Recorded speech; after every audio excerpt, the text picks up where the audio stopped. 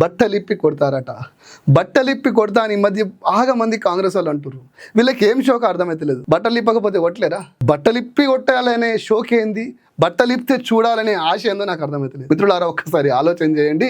దీనికి ఏమైనా మందులు ఉన్నాయా, లేకపోతే పిచ్చి హాస్పిటల్ ట్రీట్మెంటేనా? ఒక్కసారి అది ఆలోచన చేయండి.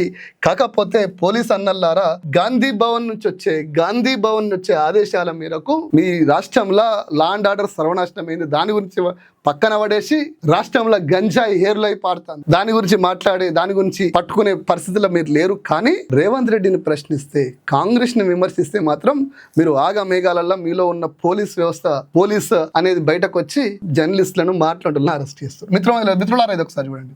పోలీసులే లేక ప్రైవేట్ గుండాల? జర్నలిస్ట్ రేవతి ఇంట్లోకి అక్రమంగా చొరబడి ఆమెను అరెస్ట్ చేసి ఆమె ఫోను, ఆమె భర్త ఫోను, ల్యాప్టాప్ గుంజుకొని పోలీసులు ఒక గంట తర్వాత తిరిగి వచ్చి అపార్ట్మెంట్ సెక్యూరిటీ వాళ్ళని బెదిరించి సీసీ ఫుటేజ్ మొత్తం డిలీట్ చేయించారు.